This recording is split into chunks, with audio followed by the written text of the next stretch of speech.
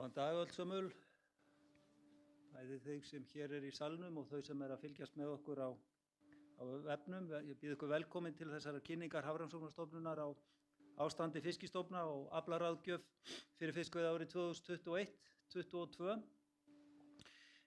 Eitt af mikilvægustu hlutverkum Hafrannsóknastofnunar er að veita stjórnvöldum og hagsmunaaðilum ráðgjöf varðandi sjálfbæra nýtingu á lifandi auðlindum í sjó og ferskvatni á grundvelli sjálfbærni og nýtingarstefnu stjórnvalda. Veiðiráðgjöf stofnunarinnar byggir á alþjóðasamningum sjálfbærni og nýtingu náttúruauðlinda og einnig fjallað stofnmat og ráðgjöf fyrir flest okkar helstu nytjastofna hjá Alþjóða Hafrannsóknaráðinu ICES sem staðsettir í Kaupmannahöfn. Sú varúðarnálgun sem ráðið notað við ráðgjöf og markmið hámarksafrakstur er einnig leiðarljósið í þeirri ráðgjöf sem Hafrannsóknastofnun sinnir og við erum að kynna hér í dag. Í dag erum við að kynna ráðgjöf hámarksafla fyrir 35 stofna, 27 tegundir, en árlega veitir stofnunin ráð veiðar úr rúmlega 35 tegundum. Ekki er unnt að veita ráðgjöf alla nytjastofna á sama tíma og því er einnig veitt ráðgjöf veiðimöguleika á öðrum tímum þegar niðurstöðumælinga eru komnar. Þannig er til dæmis ráðgjöf rækjustofna á grunnslóð veitt í haust, humar kemur síðar í sumar, ráðgjöf hrognkelsi er veitt í lok mars og ráðgjöf upphafsaflamark loðnu er veitt í byrjun desember. En eins og kunnugt er ráðlagður upphafsafli loðnu nú 400.000 tonn fyrir komandi vertíð. Vinna við undirbúning ráðgjöfarinnar hefur staðið yfir allt frá því áramót og mikill fjöldi starfsmanna hefur komið að þeirri vinnu. Þrátt fyrir COVID-ástand með tilheyrandi einangrun og heimavinnu hefur vinnan gengið nokkuð vel og því ber að þakka því frábæra starfsfólki stofnunarinnar sem hefur lagt á sig ómælda vinnu við sýnatökur, sjóferðir, úrvinnslu og rýni gagna. Þó hafa einhver vandræði skapast, sérstaklega varðandi sýnatöku úr afla smærri tegunda. En vinnan við ráðgjöfina hefur verið unnin undir forystu Guðmundar Þórðarsonar, sviðsstjóra botnsjávarsviðs, en einnig hefur mikið reynt á ritstjórn sem hefur undir forystu Kristjáns Kristinssonar.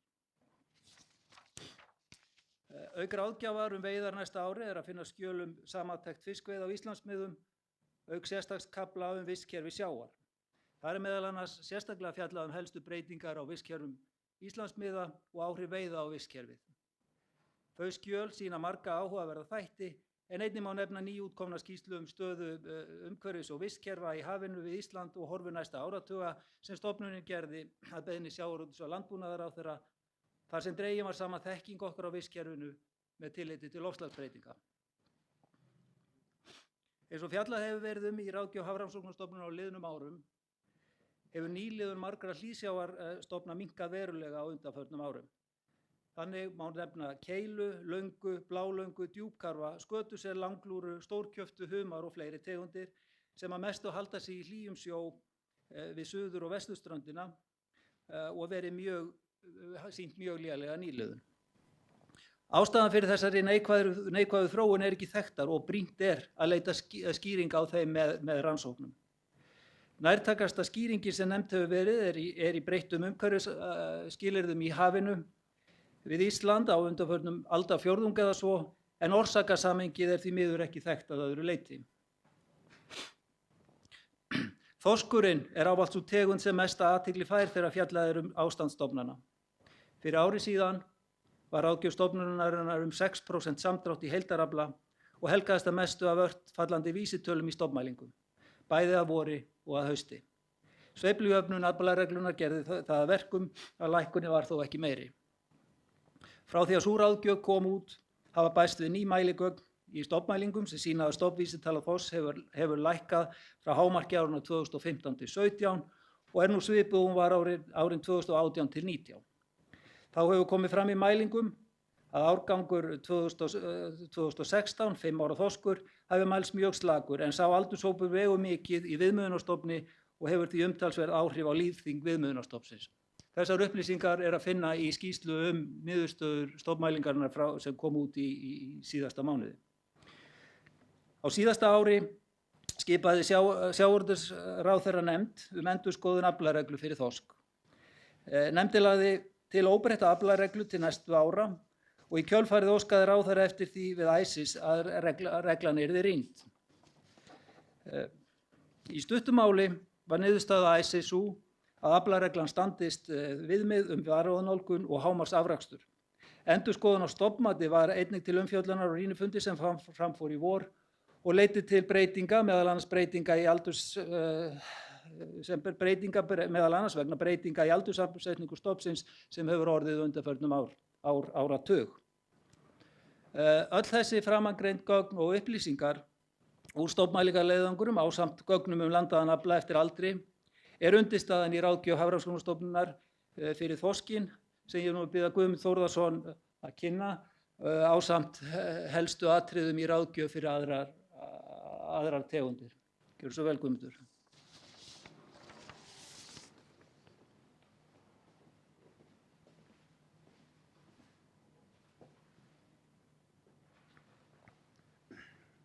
Já, komið sæl.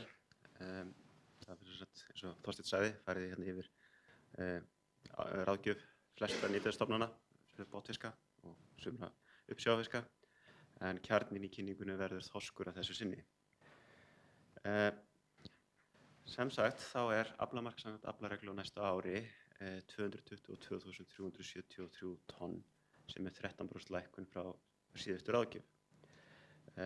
Viðmiðunarstofninn núna í ár metinn 941.000 tonn en árið 2020 var hann metinn 1208.000 tonn sem þá lækkun 22%. Það sem aflamarkið frá síðasta ári vegur á móti í aflareglunni, þá lækkunin ekki eins mikil eins og í matinu á stofninum. Ef við skoðum hérna veiðihlutfallið á undanförnum árum, þá hefur lækkað það hratt frá 2000 til 2010 en og náði lægst núna metið 0,21 sem heldur hærra heldur en aflaregla gerir ráð fyrir að veiðihlutfallið sé að jafnaði. Á undanförnum árum hefur hins vegar veiðihlutfallið hækkað og núna í kringum 0,26 sem aðeins talsvert hærra heldur en að var stefnt. Ef við skoðum hérna þróunin í viðmiðunarstofninum sem ljósbláa línan, þá sjáum við það að stofninn jókst mjög hratt frá 2005, náði ákveðnu hámarki hérna 2015 og hefur síðan minnkað aðeins síðan 2017. Það þarf hins vegar samt að fara 40 ára aftur í tímann til þess að sjá jafn stóran stofn eins og hann núna. Þannig að þrátt fyrir lækkun þá hann hérna ansi stór í sögulegu samhengi. Svipað sögu má segja hrygningarstofninum. Hann var nánast við varúðarmörk í kringum aldamót og eiginlega frá 85 til aldamóta. En hefur vaxið á undanförnum árum og núna vel, þrátt fyrir lækkun, vel yfir varúðarmörkum og aðgerðamörkum. Breytingin í ráðgjöfinni helgast af tveimur þáttum. Það annars vegar sem getum kallað náttúrulega sveiflur.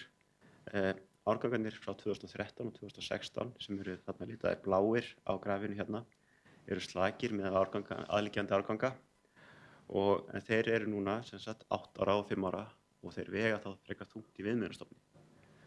Þannig að aukið vægi þeirra skýrir að mörgu leyti lækkun þessara hérna sem við sjáum nú undanförnum árum. Og ef við skoðum eins og sjáum hérna niður til hægri að þar sem sagt meðaltal áranna, meðaltal 2011 til 2020 eftir aldri í stofni í þyngd. Og þar sjáum þetta mjög greinilega að 5 og 8 ára mjög slakir miðað við hvað þessir aldurshópar á meðaltali í viðmiðunarstofni. Það einnig rétt að halda því til haga að þessir árgangar sem hérna frá 2009 til 2012 sem svarti hringurinn hérna utanum voru tiltölulega sterkir, en þeir núna að fara dálítið hlutdeild þeirra í viðmiðunarstofni að minnka. Og við sjáum það að þeir hérna 10 til 14 ára og þó þeir séu aðeins stærri heldur meðaltalið, þá bara vega þeir minna heldur en áður. Miðað við yngri aldursflokka sem talsvert stærri hluti stofnsins. Annað sem hérna stór hluti breytingarna núna á stofnmatinu að við endurskoðun á stofnmati í kjölfar endurmats og aflareglu þá var uppsetningunni breytt. Og samkvæmt þessu nýja stofnmati þá hefur stærð stofnsins verið ofmetin á undanfarnum árum en veiðihlutfall vanmetið og jafnframt hefur nýliðun verið ofmetin. Þannig að við sjáum hérna er mat okkar á viðmiðunarstofni sem sagt eins og það er í dag og þetta hérna er matið frá í fyrra. Og hér sem sagt í fyrra, eins og ég sagði áðan, þá mátum við stofninn 1208.000 tonn en núna metum við 2020 sem 982.000 tonn. Þannig að hann er í rauninni lækkað þarna 19% á milli ára. En það sem vegur einnig mikið í þessu er að það er endurmat á síðustu árgöngum sem eru komin í stofninn, sem er þá rauða línan hérna, sem er umtalsvert lægra heldur en mat okkar á fyrri árum. Allt þetta leiðir svo til þess að veiðihlutfallið hefur verið vanmetið á undanförnum árum. Þannig að í stað þess að vera undir því sem stefnt er að í aflareglu þessum 0,2 eða svona nokkurn veginn við það eins og við sögðum í fyrra, þá metum við veiðihlutfallið núna aðeins yfir því sem kveður á í aflareglu. Og það sem hefur verið að gerast í stofninum á undanförnum árum, eiginlega allt síðan 2010, hérna erum við með ansi viðskrúðarmyndir, en ef við byrjum á að horfa hérna til vinstri, þá erum við með fjölda eftir aldri í stofnmælingu botnfiska vorraleginu. Og við sjáum það að í eldri fiski, sérstaklega hérna 10 til 14 ára, þá hefur verið mikil fjölgun í þessum hluta stofnsins. Og það helgast af því að það hefur verið dregið úr sókn, þannig að fiskurinn í rauninni endist lengur í stofni og því nær hann þessum aldri. Og þetta náttúrulega hefur einnig sést í afla. Hér er sem sagt hlutfall 8 til 14 ára fisks í afla. Í kringum 2005 var það kannski 20%, en hefur á síðustu árum verið á milli 40 og 50%. Ef við skoðum hvernig samsetning viðmiðunarstofnsins hefur breyst núna á undanförnum árum, þá sjáum við það að í rauninni hafa orðið litlar breytingar á þyngd 4 til 5 ára.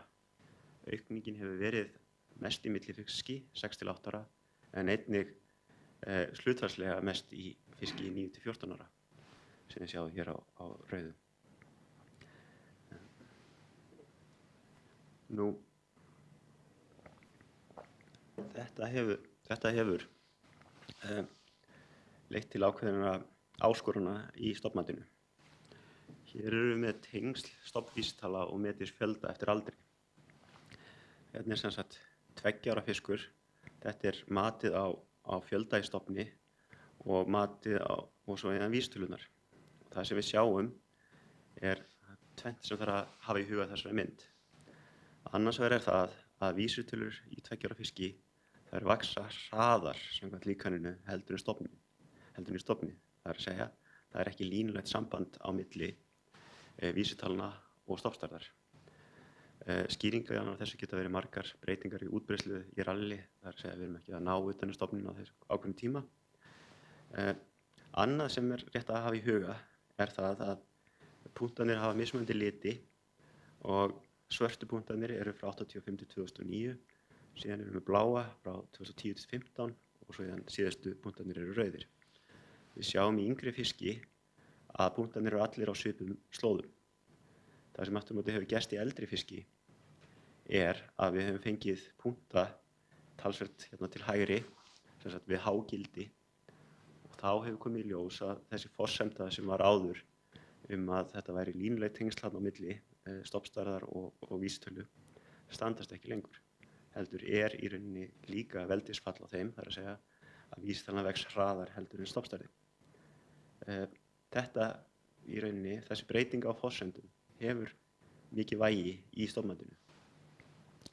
Og eitt af áhyggjuefnum undanfarinna ára í stofnmatinu er það að stofnmatið hefur ekki fylgt eftir vísitölu almennilega.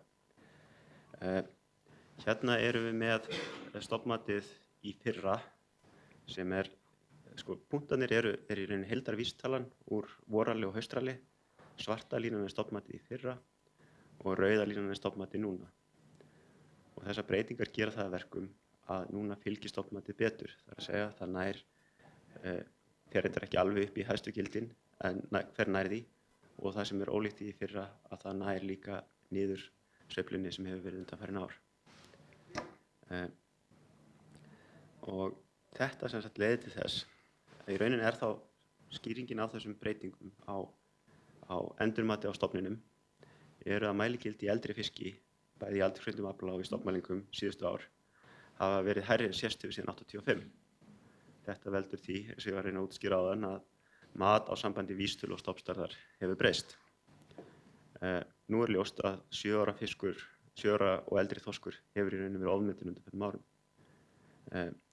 Jafnframt kannski rétt að halda því til haga að vægi þorsks í stofnmælingu sem enn ekki komin í veiðina, það er að segja 1 til 3 ára, var einnig minnkað í þessu því að það leiddi því að þegar við sjáum þetta núna þá virðist við höfum ofmetið nýliðun líka, þannig að signalið, sérstaklega í haustralínu, hefur verið kannski einum og bjartsýn með það sem síðan hefur komið í ljós. En eins og ég segi, þetta leiðir til þess að stofnmatið núna útskýrir frekar breytingar í inntaksgögnunum, stofnvísitölum og afla heldur en áður. Ef við skoðum stofnmatssöguna, þá er þessi mynd ansi lýsandi. Þessi mynd í rauninni sýnir stofnmat hvers árs. Rauða línan er stofnmatið núna, hvernig við metum stofninn og þróun stofnsins í viðmiðunarstofni. Bláa línan er stofnmatið í fyrra og síðan svörtu línunar eru þá árið þar á eftir. Og á þessu sjáum við greinilega þetta ofmat sem hefur verið á undanförnum árum og við þurfum í rauninni að fara aftur til aldamóta til að sjá eitthvað viðlíka þessu. Annað sem er áhugavert við þessa mynd er að í rauninni stofnmatið frá 2010 til 2019 í rauninni falla öll saman. Þannig að þar sjáum við ekki þessar breytingar í mati á þróun stofnsins upp og niður eins og við sjáum núna. En þetta er í rauninni, og þetta ástand í rauninni sem við erum að koma út núna, má eiginlega segja að sé svolítið óvenjulegt að stofnmatinn breytir svona lítið á milli ára.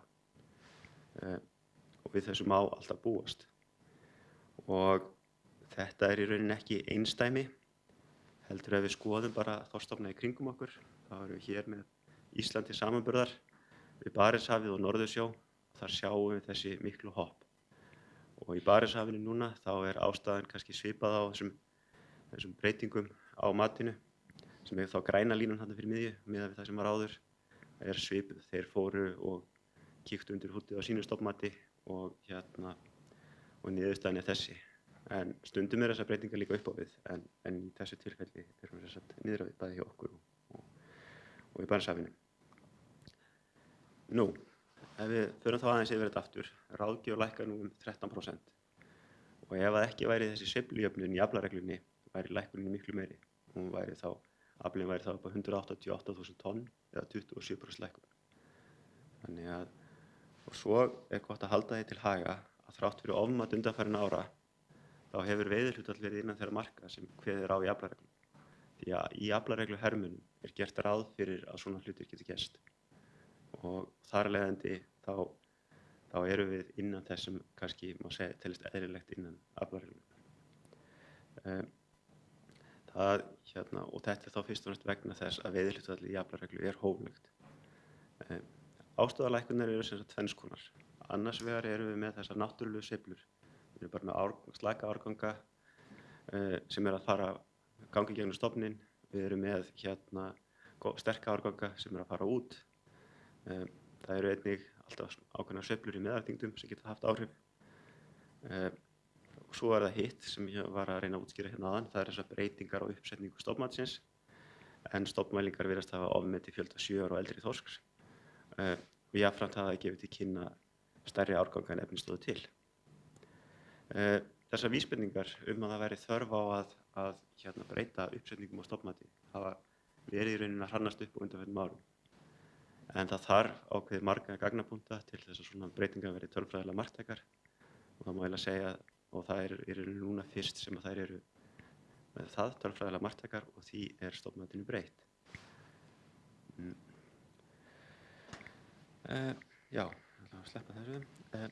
Staða stofnsins er það samt sem áður og það er rétt að halda því vel til haga að þó að gefi á núna að aldurssamsetningin er gjörbreytt og þó að það valdi áskorunum í stofnmati þá það fyrst og fremst vegna lækkandi sóknar og í rauninni jákvætt að hafa breytilegri eða dreifðari aldursdreifingu heldur en áður var.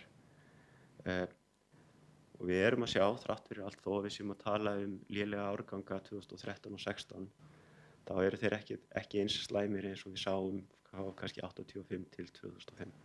Þar voru mun verri árgangar en þessir og tíðni þeirra að lækka, það að segja það að verða meira bil á milli þeirra. Stærð hrygningarstofnsins, sem eiginlega eitt af grunnatriðunum í aflareglunni, að hún byggir sér á því að halda hrygningarstofninum yfir varúðar og aðgerðamörkum og hún vel yfir því ennþá. Við þurfum, þrátt fyrir þetta endurmat og lækkun, þá þurfum við að fara langt aftur í tímann til að sjá, ef við skiljum undan síðastliðin 5 ár, langt aftur í tímann til þess að sjá jafn mikla stofnstærð. Og eins og ég sagði áðan, þá þrátt fyrir þessa endurskoðun á stofnmati þorsks, þá hefur veiðihlutfall ekki verið mikið yfir því sem það var stefnt og sögulega mjög lágt. Staðan því í rauninni mun betri heldur en hún var í kringum aldamót, þrátt fyrir þetta ofmat. En hvað framundan í þorski? Það rétt að halda því til haga að það ekkert víst að það sé búið að koma fyrir þetta ofmat. Þetta geti alveg skerst aftur á næsta ári. Vonandi ekki eins mikið og við vonumst til þess að það sé búið að fara eiginlega snúa við hverju stein, en það getur alltaf komið svona hopp til og frá, sérstaklega þegar við erum í svona óróa fasa. En það sem við sjáum framundan að árgangarnir 2017 til 2018 sem eru að koma inn í viðmiðunarstofninn á næsta árum eru svipaðir og árgangarnir þar á undan.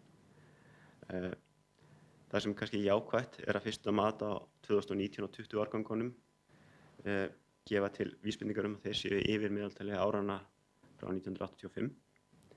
Þannig að í raun gert ráð fyrir að viðmiðunarstofn verði bara svipaður á næsta árum þangað til að 2019 og 20 árgangarnir koma inn í stofninn sem verður þá 23 og 24 og í raunin ekki að fullu fyrir 24-25. Og það ekkert alveg í hendi að þeir skili sér þó svo að við vissulega séu meiri líkur en minni á því.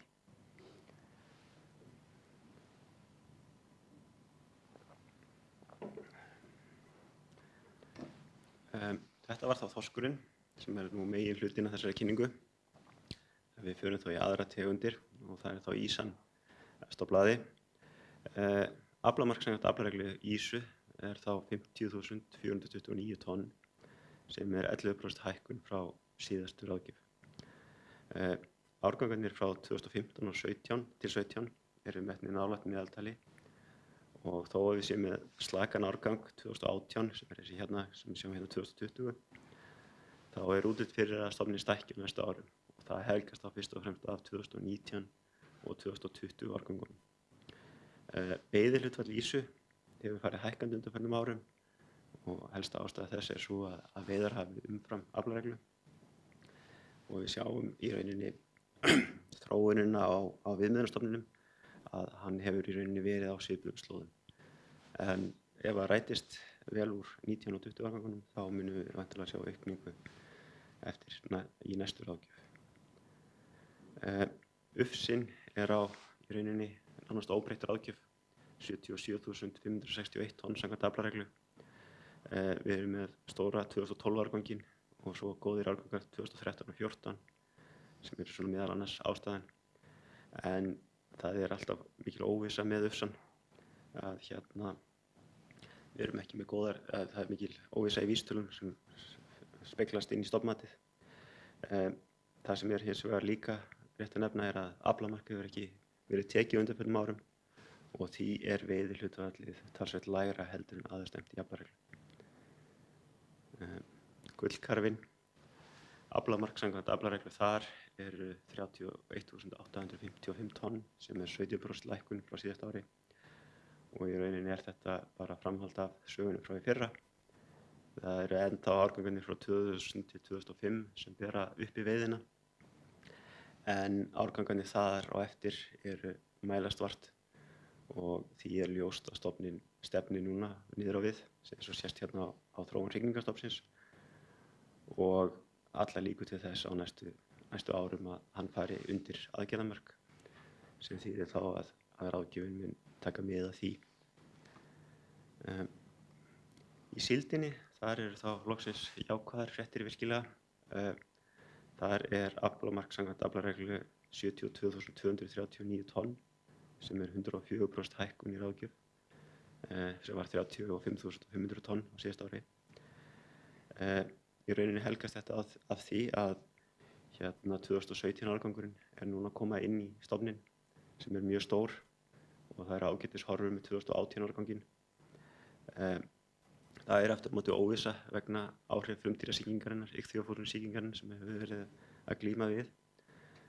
En veiðihlutfallið sem sagt undir því sem stefnt var að og það virðist vera sem að þessi breyting þessi breyting á þessu ferli sem við höfum verið að sjá undanfarnum árum að stofninn stefndi bara hraðbyr niður í gólf vegna lélegrar nýliðunar og frumdýrasýkingar. Það virðist sem sagt vera að núna hafi síldin náð vopnum sínum og sé að spilna sér eitthvað upp. Grálúðan, þar 13% hækkun, 26.650 tonn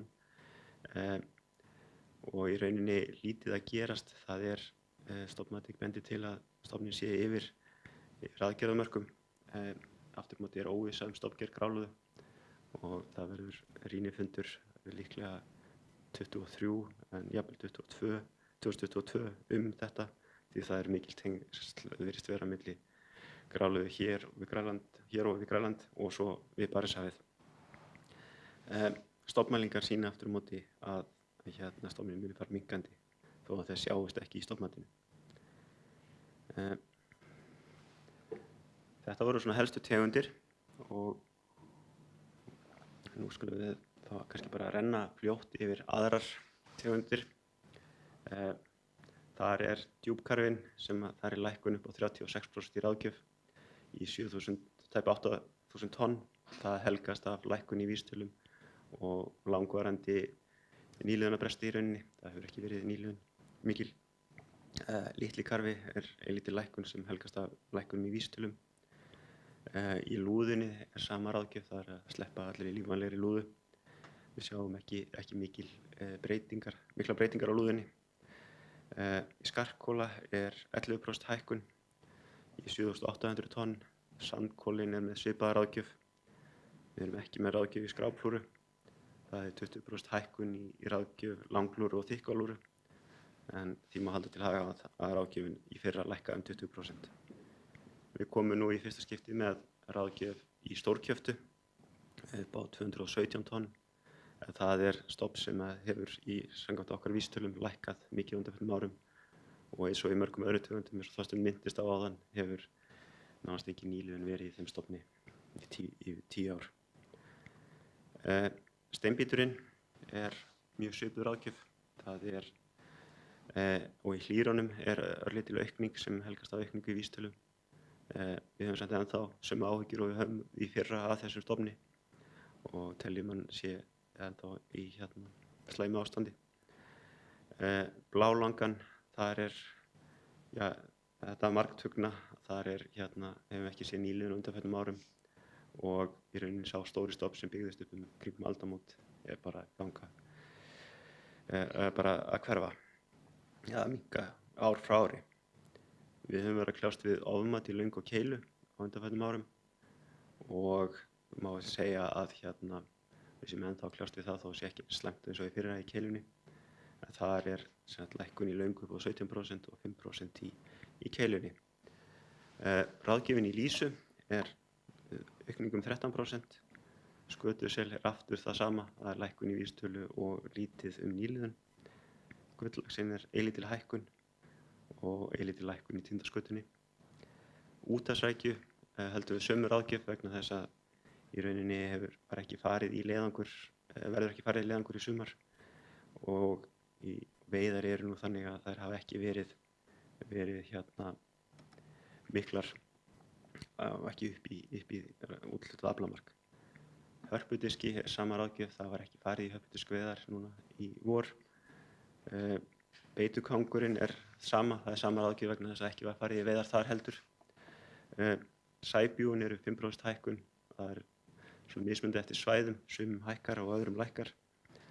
og að lokum að taka ígulkerin, en það er lækkun upp á 11% sem helgast að breytingum í afla- og sóknareiningu í Breiðafirði.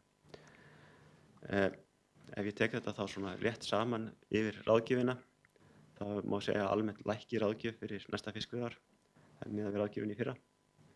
Það er talsverð lækkun í þorski og í rauninni ekki að sjá mikla breytingar á næstu 2 til 3 árum. Við sjáum 11% aukningu í ýsu, 1% lækkun í ufsa og 17% í gullkarfa. Jákvæðu fréttirnar auk ýsunar eru vissulega síldin, 104% hækkun og 13% hækkun í grálúðu. Þetta var svona í rauninni farið yfir flesta tillögur okkar og ég ætla þá bara að láta hér staðar numið og Þorsteinn tekur nú við.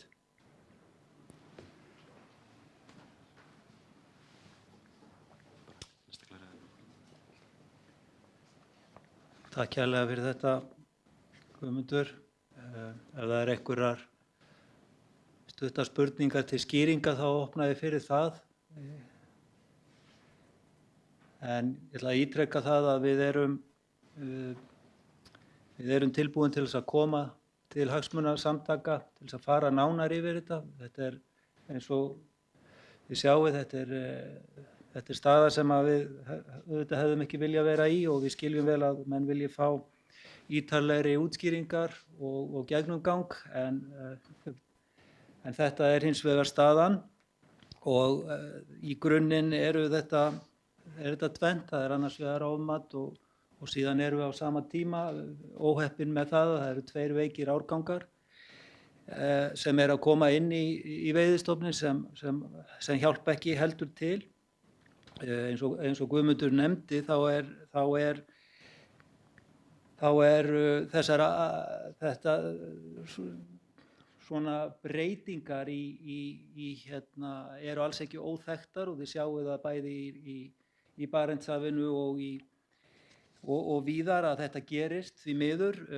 Það er tekið tillit til þessa þegar verið er að herma aflareglur og að því leyti er þetta innifalið og er alls ekki hægt að túlka þetta sem einhvern áfellisdóm yfir þeirri vinnu sem að þar hefur verið unnin og það er auðvitað þannig að þorskstofninn í dag er mjög sterkur eins og fram hefur komið. Eins og hann segir, tökum frá síðustu 5 árin, þá hefur viðmiðunarstofninn ekki verið stærri í 40 ár og hrygningarstofninn ekki stærri í 50 ár, þannig að þetta eru árangur sem að í grunninn má skrifast á þá nýtingarstefnu sem hefur verið haldið á lofti og með aflareglu sem við höfum verið með í gildi í meira en áratug. Þetta er árangur sem ekki má gleyma og horfa á sem einhvern áfellisdóm yfir því kerfi, síður en svo. Og það er í raun mikilvægt að við höldum áfram að fara yfir þær aflareglur sem til eru og þróa í öðrum tegundum sem að ekki eru komnar aflareglur í og ég get nefnt í því sambandi að loðna og langa og keila eru tegundir sem fara í endurmat á komandi ári og er byrjað að vinna í og í samræmi við ósk stjórnvalda þá er áfram líka verið að vinna að öðrum tegundum. Ef maður tekur þetta svona örlítið saman þá er gegnumgangandi í því sem að Guðmundur var að kynna okkur og hefur verið gegnumgangandi í kynningu stofnunarinnar á undanförnum árum. Það er þessi óvissa með nýliðun. Það vantar ungviðið sem er undirstaðan. Þetta hefur nú hrokkið til í þeim tegundum þar sem við erum með aflareglur og við erum með okkar helstu fiskistofna í mjög góðu ástandi, þorskur, ýsa, ufsi og fleiri tegundir og þannig að veiðiálagið er kannski það sem hefur valdið því en í mörgum þessum tegundum sem ég nefndi í inngangi og Guðmundur hefur farið yfir er þetta spurning þessa mjög svo neikvæðu nýliðun sem við erum að sjá og eins og ég sagði er rannsóknarverkefni og við skiljum í raun ekki þó að menn hafi verið að tengja þetta þeim umhverfisbreytingum sem eru. Í upphafi þess tímabil sem að umhverfisbreytingarnar áttu sér stað, kannski rétt að halda þetta til haga, þá var nýliðun mjög góð til að byrja með og við tengdum það þá umhverfisbreytingunum að því að þessar tegundir sem að nýliðunin hvað verst í eru í hlýsjávartegundum sem maður svona fyrirfram hefði mátt að ætla að myndu gera betur í því árferði sem hefur verið. En við erum að mæla þetta sem við sjáum og við þurfum að gera allt sem við getum til að reyna að skilja það betur. En svona svo við skiljum ykkur ekki eftir í tómri neikvæði, þá er kannski rétt svona í lokin að taka saman aðeins þessa punkta sem eru jákvæðir þó í þessu. Og eins og fram hefur komið, það ákveðið jafnvægi í ástandi helstu nytjastofna sem hafa farið stækkandi undanfarin ára á sama tíma og veiðiálagið hefur minnkað. Það náttúran með síni döpru nýliðun sem í grunninn er að valda okkur þessum leiðindum sem svo má kalla þegar kemur að þeirri ráðgjöf sem við höfum nú verið að kynna. Jákvætt í ísunni, það 11% aukning og fyrirséð aukning á komandi árum vegna stóra árganga þar. Ufsastofninn mjög stór í sögulegu samhengi undanfarinna áratuga og þar erum við í fínum málum. Grálúðan hækkar lítið sem Guðmundur sagði nú reyndar vegna tæknilegra atriða líka en þar fer fram endurskoðun á komandi árum, komandi mánuðum. Jákvæðustu fréttirnar kannski eru þessi 104% aukning í síldinni sem auðvitað frábært eftir að hafa hort upp á síldina hrynja meira eða minna í kjölfar sýkingar sem kom upp 2008.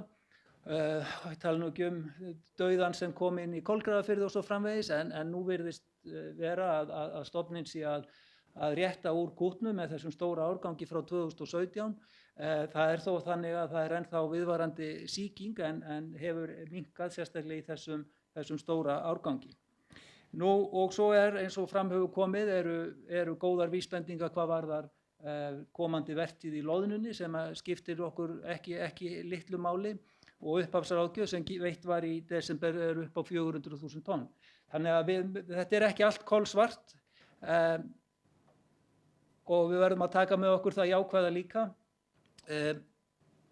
Lokum ætla ég ítreka það fyrir þá sem að fylgjast með hagsmunaaðila og fleiri, þá erum við tilbúin til þess að koma á fund ykkar, hvort sem það í gegnum þennan fjarfundabúnað eða að mæta og skýra með miklu ítarlegri hætti þau atriði sem að menn vilja fá frekari svör við. En með þessum orðum þá þakka ég ykkur sem hér eruð, kærlega fyrir komuna og þið sem hafi fylgst með okkur á Veraldarvefnum, þakka ykkur líka fyrir að hafa fylgst með og segi þessum fundi lokið. Takk fyrir.